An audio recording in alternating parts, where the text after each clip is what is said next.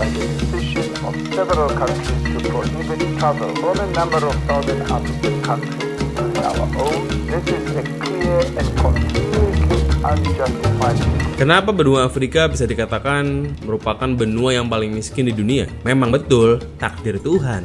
Tapi apa alasannya? Kalau kita ngomongin kenapa Afrika miskin, ada 3 teori in general yang bilang kenapa. Teori yang pertama mengatakan bahwa terlalu banyak suku-suku di Afrika, sehingga mengakibatkan Afrika sulit akur, sehingga perkembangannya terhambat. Teori kedua bilang bahwa secara geografi Afrika memang buruk. Buruknya geografi Afrika mengakibatkan sulit untuk Afrika bisa berkembang. Teori yang ketiga mengatakan karena adu domba pihak luar. Sekarang kita akan bahas dulu yang pertama, tentang terlalu banyak suku sehingga mengakibatkan Afrika sulit akur. Apakah benar?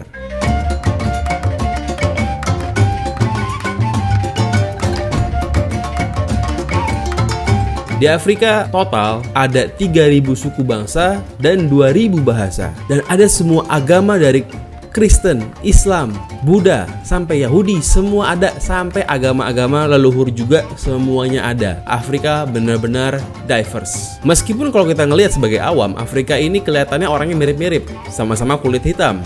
Orang-orang negroid kita lihat, kayaknya mereka semua sama aja deh kalau kita sebagai awam gitu ya. Ya memang begitulah. Kalau orang bule pun ngeliat orang Indonesia, ya semuanya mirip. Ya beda-beda tipis lah. Orang China ngeliat kita, ya kita mirip semua. Begitupun kita ngeliat mereka, karena kita memang tidak terbiasa melihat orang-orang yang di luar kita gitu.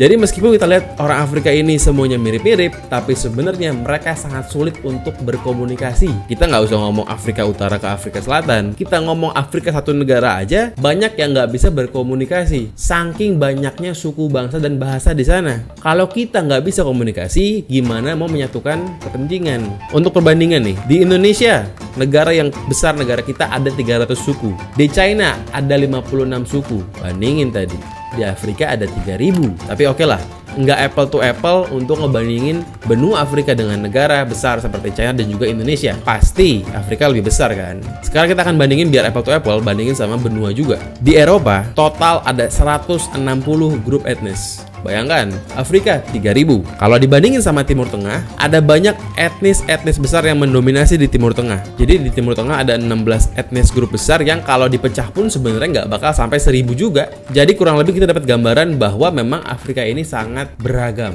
Eropa, Indonesia, China, Timur Tengah, semua dibandingin pun nggak ada yang mendekati Afrika. Karena benar-benar ini Afrika beragamnya gila-gilaan. Bahkan sampai satu negara pun nggak bisa ngomong. Nggak ada bahasa persatuan yang benar-benar official kayak bahasa Mandarin di China, bahasa Inggris di Eropa let's say, atau bahasa Indonesia di Indonesia. Di sana betul banyak yang bisa bahasa Inggris, tapi nggak semuanya karena banyak juga negara-negara Afrika yang koloni Prancis, koloni Itali, koloni Jerman. Jadi mereka juga banyak yang nggak bisa bahasa Inggris juga. Itu yang ngebuat sulit untuk menyatukan seluruh kepentingan. Jangankan di benua, bahkan di negaranya pun susah. Teori pertama bisa dibilang valid.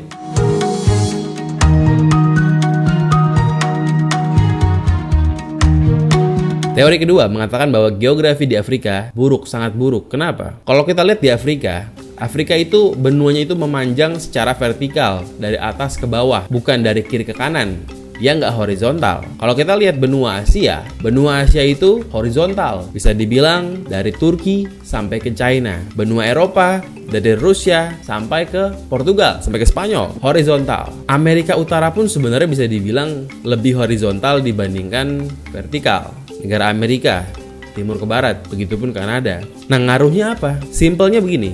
Simpelnya iklim itu akan sama jika dia dari timur ke barat. Tapi dia akan berbeda jika dari utara ke selatan. Rusia dan China meskipun negaranya deketan, ada garis yang nyambungin negaranya, tapi iklimnya sangat berbeda. Kenapa? Karena Rusia di utara, China di selatannya Rusia. Tapi China dan Istanbul meskipun jaraknya jauh, tapi karena dia kiri dan kanan, karena dia timur dan barat, maka cuaca di Beijing ke Istanbul akan lebih mirip dibandingkan cuaca di Beijing dan juga Moskow. Kenapa cuaca di Beijing dan Istanbul nggak beda jauh? Karena mereka berada di garis lintang yang sejajar. Nah, apa ngaruhnya lagi? Ngaruhnya adalah orang-orang akan lebih cenderung bisa bersatu dan bisa survive jika mereka punya iklim yang cenderung sama. Karena jika mereka satu iklim, maka mereka bisa memilih tanaman yang sama untuk ditumbuhi di seluruh daerah. Tapi jika iklim berbeda-beda, maka susah. Nggak akan bisa ada satu tanaman yang ditumbuhi di semua daerah di seluruh penjuru negeri. Karena pasti ada daerah yang nggak bisa dijadikan tempat tumbuhnya tanaman tersebut. Di negara yang iklimnya berbeda-beda, akan lebih sulit untuk melakukan perencanaan pangan. Ya karena lo harus cari tumbuhan yang beda-beda buat ditanemin. Akan lebih efisien jika satu negara semuanya sama makanannya. Itu kenapa negara Mali zaman dulu Mansa Musa bisa berhasil. Kenapa? Karena Mali yang dulu, yang zamannya Mansa Musa itu merupakan negara kerajaan Mali yang iklimnya sama. Beda dengan Mali yang sekarang. Mali yang Mansa Musa dengan Mali yang sekarang bekas penjajahan itu beda lokasi. Mali yang sekarang iklimnya berbeda, terbagi dua. Mali yang dulu satu iklim. Kok bisa beda Mali yang sekarang sama Mali yang dulu? Tapi namanya sama-sama Mali. Karena negara penjajah membagi Mali seperti sekarang. Mereka yang menentukan garis batas Mali yang sekarang. Mereka nggak mau ngasih Mali yang dulu tapi Mali yang sekarang. Ya mereka yang ngatur. Bahkan sebenarnya Mali yang sekarang itu punya 3 climate yang berbeda, bukan 2. 3 bahkan. Itu kenapa akan sulit untuk menyatukan negara ini. Dan ujung-ujungnya pasti akan selalu perang antar suku, antar etnis. Nah itu kurang lebih teori kedua. Negara di Afrika yang cenderung sukses dibandingkan negara lainnya adalah negara yang punya satu climate seperti Ethiopia, seperti Mesir, dan juga seperti Afrika Selatan. Teori kedua ini didukung buktinya adalah saat dulu Genghis Khan melakukan ekspansi. Genghis Khan ini cenderung ekspansi ke arah barat, cenderung ke arah horizontal, dia nggak vertikal. Begitu dia mau ke selatan, dia kesulitan. Maka itu dia lebih berhasil ke arah barat dibanding ke selatan. Kenapa? Karena satu climate. Dengan satu climate lebih mudah untuk survive. Dengan beda climate, Genghis Khan pun kesulitan. Teori kedua bisa dikatakan valid.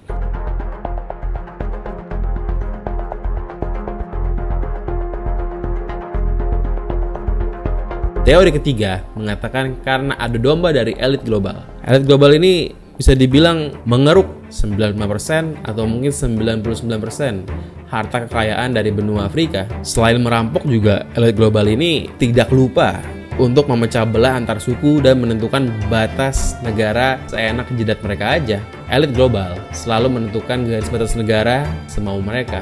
Gak cuma di Afrika, di India pun saat kemerdekaan, para penjajah ini meninggalkan India dengan garis batas negara yang nggak jelas, yang memisahkan India dan Pakistan dengan batas yang kadang-kadang nggak masuk akal. Pakistan itu kan negara Islam, India itu negara Hindu. Seharusnya yang make sense adalah membagi itu sesuai daerah-daerah yang beragama Islam maupun Hindu gitu kan. Tapi di border India Pakistan banyak yang terjadi adalah ada kampung Hindu di Pakistan, ada kampung Islam di India, di perbatasannya, dan itu akhirnya dipisahkan sampai jadi banyak orang-orang yang nggak bisa ketemu saudaranya lagi. Banyak orang Islam di India yang di daerah perbatasan yang nggak bisa pulang ketemu saudaranya di Pakistan, dan juga sebaliknya. Ada juga orang Hindu di Pakistan yang akhirnya karena dipisahkan garis batas yang nggak jelas itu nggak bisa ketemu saudaranya di garis batas India yang Hindu juga. Jadi sebenarnya elit global ini mereka juga clueless atau pura-pura bego sebenarnya dalam membagi negara-negara yang bekas mereka jajah. Ya mungkin pura-pura bego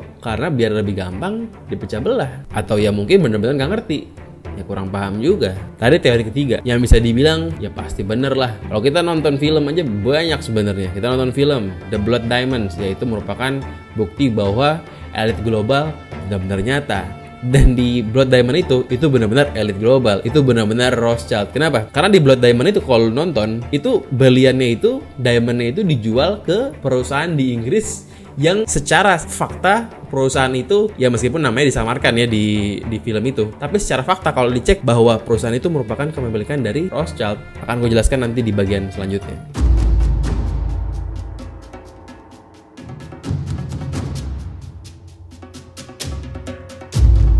Tapi sebenarnya juga ada teori keempat. Teori keempat ini adalah Londo Ireng alias pribumi pengkhianat. Londo Ireng ini merupakan masalah klasik di setiap negara. Ya di Indonesia pun banyak gitu ya Londo Ireng. Londo Ireng ini merupakan pribumi yang hobinya adalah menjilati jempol kaki orang asing.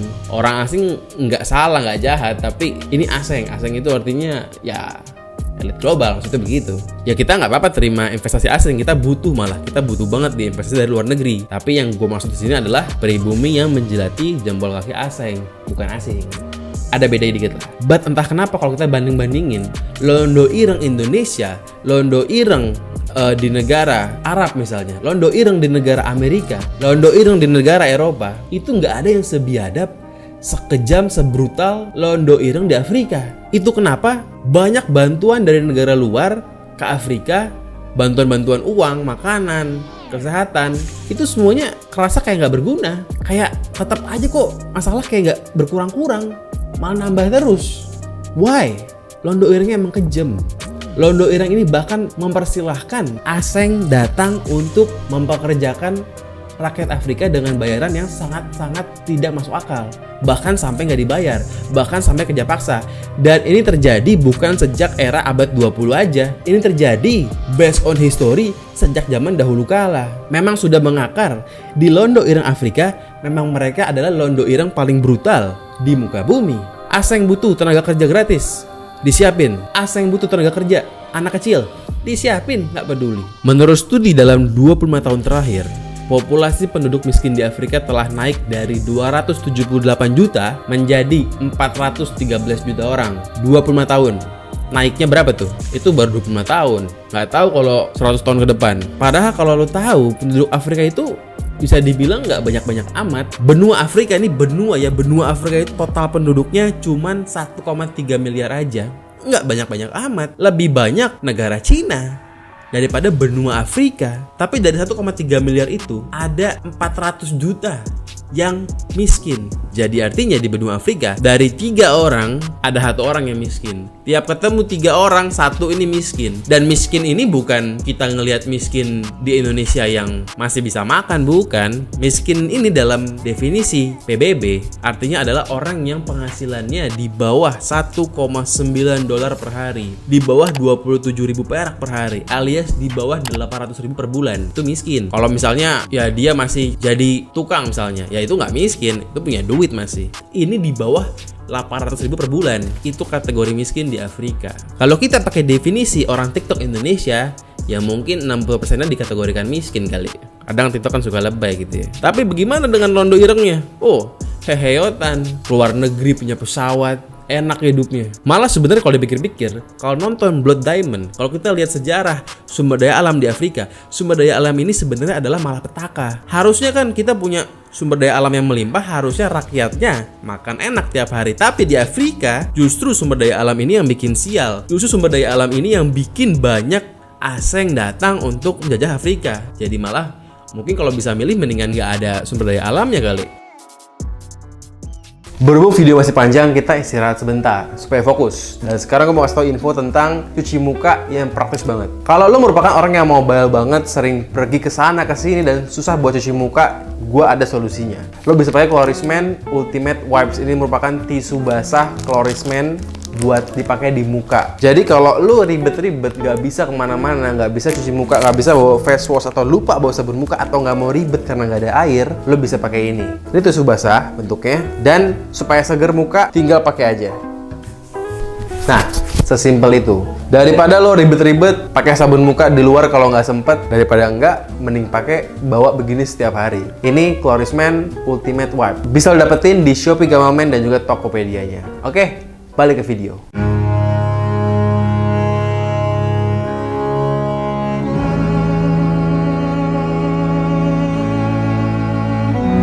Nah, sekarang kita mau ngomongin tentang yang tadi gue sebut di part sebelumnya. Kita ngomongin tentang perusahaan Diamond yang adalah perusahaan Rothschild yang ada di film tersebut. Namanya The Beers Company. Ini merupakan perusahaan berlian yang memonopoli jumlah berlian di dunia. Didirikan di Afrika Selatan tahun 1888 oleh John Cecil Rhodes. Yang saking hebatnya, foundernya The Beers Company ini, selain dia bisa memonopoli stok berlian di dunia, dia juga adalah founder dari negara Rhodesia alias Zimbabwe. Itu kenapa Zimbabwe nama dulunya Rhodesia, karena foundernya adalah asing, namanya John Cecil Rhodes.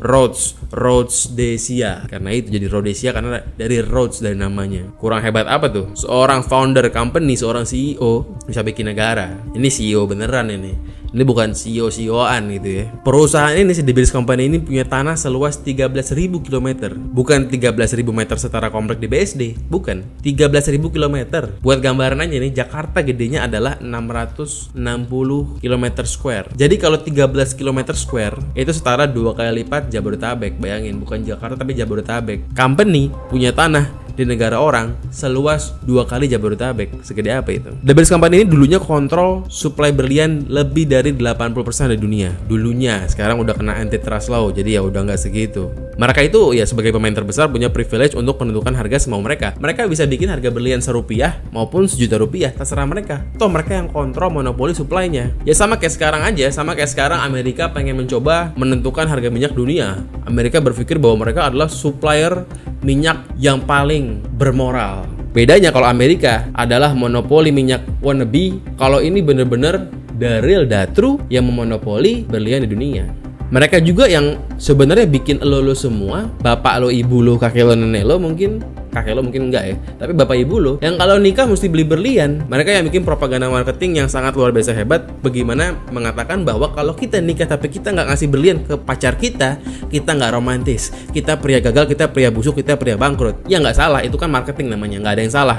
Justru hebat bisa bikin propaganda segila itu. Tapi yang gila adalah ya mereka yang mengontrol supply dunia. Artinya jika orang semua sudah termakan propaganda bahwa kalau kita nggak ngasih berlian pas mau nikah ke pacar kita adalah pria bangkrut, ya kita akan mengikutinya dan dia akan selalu menaikkan harga berliannya. Meskipun sebenarnya berlian itu mungkin tidak berharga seperti apa yang diomongin, mungkin stoknya banyak, tapi karena dia yang megang, ya stoknya itu dianggap dikeluarin sedikit-sedikit supaya seakan-akan memang langka dan seakan-akan memang layak dihargai mahal. Ya yang benar mah sebenarnya nikah sesuai kemampuan aja, nikah nggak perlu di gedung, nikah di KUA cukup sebenarnya kan. Ya cuman karena kita lah dibodoh-bodohi oleh Barat sebenarnya dengan propaganda pop culture yang mengatakan bahwa kita butuh diamond, kita butuh rame-ramean. Salah satu pop culture yang paling solid menyolidkan dominasi berlian di otak kita adalah film James Bond yang judulnya adalah Diamonds Are Forever.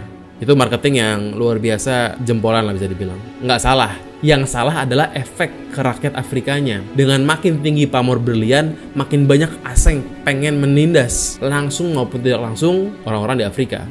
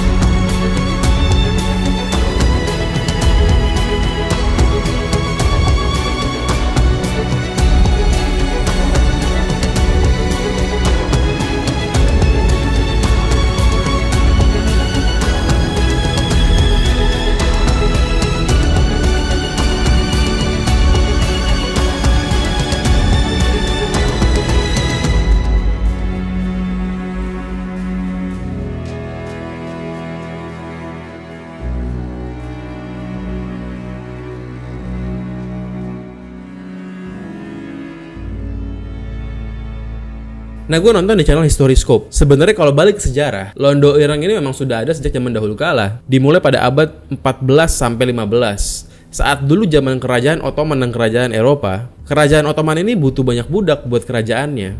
Buat bangun A, B, C, buat begini, begitu. Mereka butuh budak. Pada hakikatnya dapetin budak adalah dengan cara dua. Berperang, habis itu dijadikan budak yang kalahnya, atau ya beli budak. Nah, tempat untuk dapetin budak dengan cara termudah pada zaman itu adalah Afrika Timur. Ottoman ini kan lokasinya di timur Afrika kurang lebih. Dan dapetin budak paling gampang, yang murah, yang convenient, yang semudah beli Aqua di Indomaret, ya di Afrika Timur gitu. Di Afrika Timur banyak pedagang budak yang jual beli budak dengan kerajaan Ottoman yang benar-benar sampai jadi laris manis lah pokoknya. Ottoman jadi langganannya pedagang budak di Afrika Timur.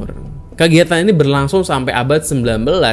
Jadi bayangin dari abad 15 sampai 19, kerajaan Ottoman ini langganan bolak-balik jadi pelanggan setia pedagang budak di Afrika Timur. Kalau kerajaan Eropa itu beda cerita. Saat mereka mau menjajah benua Amerika, datang mereka ke benua Amerika, orang native-nya itu banyak yang mati. Padahal sebenarnya kan native-nya Amerika ini, orang-orang Indian ini harusnya rencananya bakal dijadikan budak untuk membuat koloni di Amerika. Sayangnya, begitu mereka datang ke Amerika, malah native-nya pada banyak yang meninggal. Kenapa?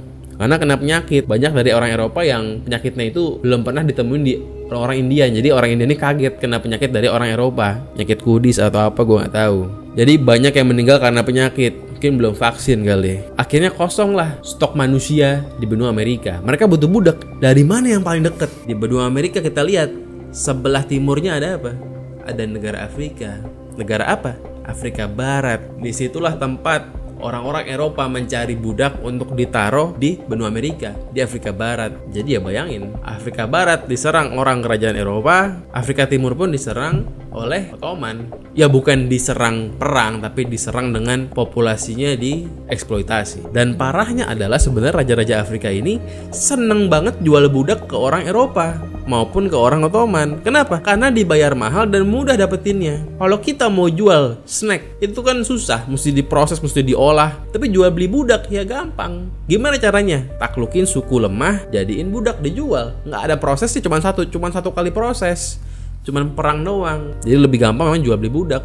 Memang raja-raja Afrika ini memang pikirannya maunya gampang. Meskipun itu merugikan bangsanya sendiri. Akhirnya apa? Satu sama lain suku-suku di Afrika selalu berperang buat uang, demi uang. Kenapa? Kalau mereka berperang, mereka menang, mereka dapetin uang dengan cara jual budak yang kalah ini. Ya akhirnya mereka nggak bisa rukun.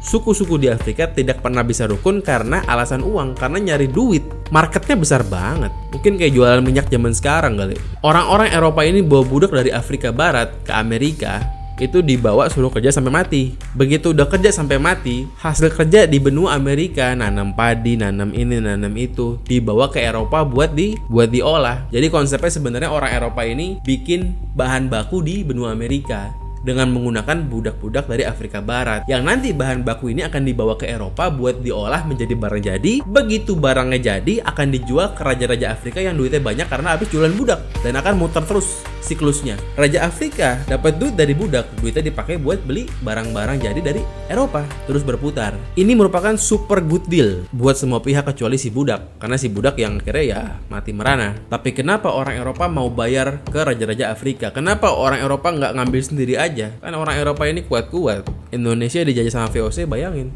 kan kuat mereka. Karena apa?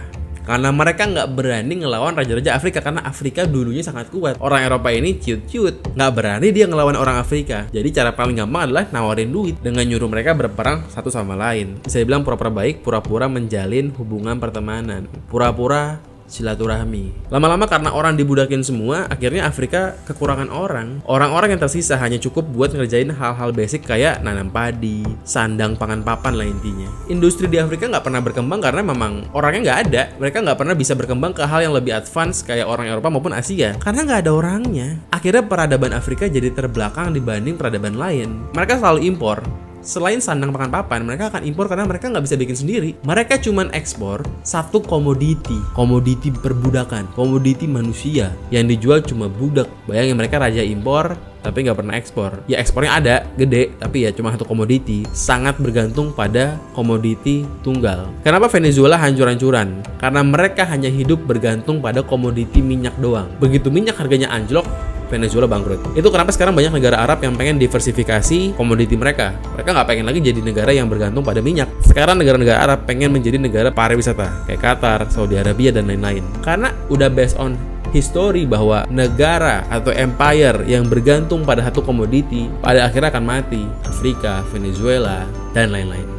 Selain itu juga karena mereka kekurangan orangnya pada jadi budak semua, mereka jadi pelan-pelan jadi lebih lemah secara militer. Eropa yang tadinya takut buat ngelawan jadi berani. Ditambah parahnya adalah di akhir abad 19 perbudakan itu dihapuskan dari banyak negara Eropa dan juga negara Ottoman dan lain-lain. Intinya di abad ke-19 orang-orang mulai ngomongin HAM, yang mana jual beli budak itu memang tidak manusiawi banget. Ya akhirnya banyak negara yang nge-ban untuk beli budak dari manapun itu.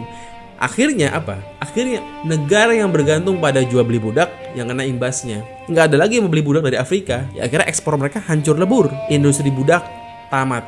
Afrika sudah kehilangan komoditas ekspor mereka yaitu budak. Mereka akhirnya cuma bisa impor tanpa ekspor. Impor tanpa ekspor ya tinggal tungguin duitnya habis, maka selesai. Semakin mereka lemah, semakin berani orang Eropa. Sampai pada akhirnya di abad 20, Afrika dimiliki sepenuhnya oleh orang Eropa, oleh penjajah dari berbagai macam negara. Afrika ini jadi kayak mainan koleksi raja-raja di Eropa. Raja Belanda ngoleksi negara A, Raja Inggris nggak mau kalah, Raja Prancis juga ngelihat ngiler juga, dia berangkat juga ke Afrika. Negara Spanyol juga nggak mau kalah, sampai Italia aja nggak mau kalah dan akhirnya ngambil Libya. Ini kayak koleksi yang bener-bener cuman pengen buat koleksi aja. Saking selemah itu, penjajahan yang kejam akhirnya membuat Afrika ya udah miskin, gak pernah ekspor lagi, ya makin miskin lagi. Gak ada pembangunan, gak ada kesejahteraan, karena semua diperbudak hanya untuk kepentingan Eropa. Pembangunan yang ada pun semuanya hanya demi kepentingan kolonial. Contoh misalnya begini, ada jalur kereta api dibangun, tapi dibangunnya itu bukan buat nyambungin kota A ke kota B, dibangun cuman jika bisa nyambungin pelabuhan ke pertambangan emas gitu. Pokoknya kalau ada kepentingan buat penjajah, maka ya akan dibangun fasilitas jalan maupun kereta api. Tapi kalau buat nyambungin ekonomi kota A kota B itu nggak akan dibangun. Yang akhirnya ngebuat kota-kota di Afrika yang jaraknya Jakarta-Bandung itu bakalan susah buat berkunjung. Malah lebih gampang kota-kota yang jaraknya itu Jakarta ke Medan misalnya, asalkan yang penting ada kepentingan kolonial di sana. Penjajah pun nggak pernah ngasih role penting buat orang Afrika. Orang Afrika nggak pernah dikasih role leader kayak manajer atau pengusaha, nggak ada. Semua cuma dijadikan staff doang. Itu yang membuat skill mereka nggak keasah dan pelan-pelan ya akhirnya skillnya nol. Dan saat semua negara Afrika itu merdeka, begitu merdeka mereka nggak punya skill apapun buat mimpin negara, karena mereka bahkan nggak pernah jadi manajer, nggak pernah jadi pengusaha, nggak pernah jadi apa, karena mereka semua staff. Mereka bingung, kelimpungan, dikasih kemerdekaan nggak tahu mau ngapain. Ya ibaratnya ada mantan vokalis band disuruh jadi presiden, ya gimana ya, hancur negaranya pasti. Ya ujung-ujungnya yang jadi presiden nggak tahu mau ngapain. Yang paling gampang adalah menjadi londo ireng sejati. Ya jual aja negaranya biar gampang, yang penting perut dia sama teman-temannya kenyang. Rakyat yang nggak puas sama pemerintah yang bodohnya akhirnya jadi pemberontak di Afrika. Itu kenapa perang sipil ya bukan hal baru di Afrika. Perang sipil adalah makanan sehari-hari. Negara pun tadi dimerdekakan dengan batas negara yang nggak jelas. Ada suku-suku yang kepecah belah padahal satu suku karena batas negara yang berbeda. Bener-bener sembarangan serampangan aja. Bahkan parahnya adalah suku yang nggak bisa komunikasi karena perbedaan bahasa digabungin jadi satu negara. Gimana cara ngobrolnya gitu. Jadi banyak presiden yang nyapres tapi cuman kampanye ke majority doang. Kenapa? Karena ngapain mikirin minoritas. Pertama, minoritas itu nggak bisa dengerin apa yang gue omongin karena beda bahasa. Kalau gue mau kampanye ke majority dan ke minority, gue harus bikin dua bahasa. Terlalu repot. Jadi mendingan gue fokus ke majority aja. Ini yang ngebuat akhirnya jadi semua kepentingan hanya buat majority. Yaitu kenapa pentingnya ada bahasa persatuan. Kalau gue nonton dokumenter di Afrika ya, gue sering nonton banyak lah dokumenter yang sedih-sedih di Afrika. Afrika ini jalan aja tuh kebanyakan bukan aspal tapi lumpur gitu. Truk buat ngangkut barang itu truk-truk dari peninggalan Jerman tahun 50, tahun 60 yang bahkan gue gak pernah lihat seumur hidup gue gitu. Bahkan banyak daerah di Afrika yang udah tercemar airnya, tercemar udaranya karena banyak penambang baterai, penambang emas dan lain-lain. Jadi banyak anak kecil di Afrika sekarang yang bisa dibilang cacat karena polusi. Ada pertambangan baterai, pertambangan nikel, pertambangan emas yang sampai ada yang kakinya 3, yang kepalanya gede banget lah, yang tangannya 3. Mutasi genetik karena banyak pencemaran. Dan ya siapa konsumennya? Konsumennya adalah ya orang-orang di benua lain, orang-orang di Amerika, orang di Eropa, bahkan di Indonesia sekalipun. Ya kita konsumsi mobil listrik. Ya betul nggak mencemarkan lingkungan, tapi sebenarnya proses pembuatannya itu membuat banyak orang Afrika jadi cacat. Kalau kita ngebandingin Jakarta sama Afrika itu jauh banget sih. Gue merekomendasikan lo buat nonton banyak dokumenter tentang Afrika.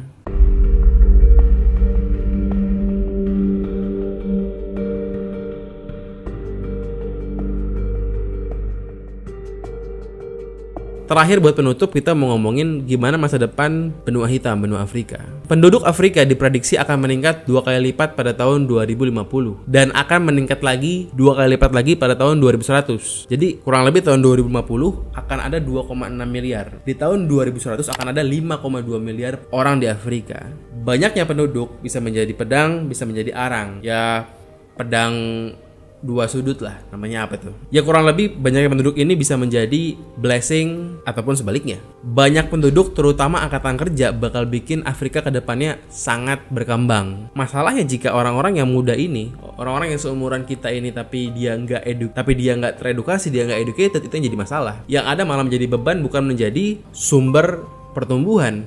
Di sisi lain, Afrika juga harus nyiapin suplai makanan yang cukup buat 2 miliaran orang mereka ke depannya di tahun 2050. Karena sekarang aja nggak cukup, banyak orang yang nggak bisa makan. Nanti gimana 2 kali lipat? Jadi ada 2 konsekuensi, bisa buntung, bisa untung. Nggak cuma suplai makanan doang sebenarnya, mereka juga harus bisa ngurangin penyakit menular di Afrika. Afrika ini terkenal banget dengan penyakit-penyakit yang mengerikan kayak Ebola, virus Zika, virus Mokovola, dan juga HIV/AIDS yang paling tinggi di dunia ya di Afrika. Ya untung aja sebenarnya selama ini Afrika udah dibantu oleh filantropis yang sangat baik hati dan juga dermawan seperti Bill Gates. Bill Gates Foundation ini udah ada di Afrika sejak tahun 2002. Udah 20 tahun jadi dokter di Afrika. Dia ini ahli komputer tapi jadi dokter. Dia ini benar-benar filantropis yang baik hati banget. Tapi anehnya udah 20 tahun kok yang ada malah makin parah tuh Afrika. Ya kalau kita ngomongin soal Bill Gates ya, tentang kebaikan hati dan tentang kedermawanan dia, ya itu mungkin bisa jadi 20 menit sendiri itu. Negara-negara Afrika saat ini adalah salah satu yang memiliki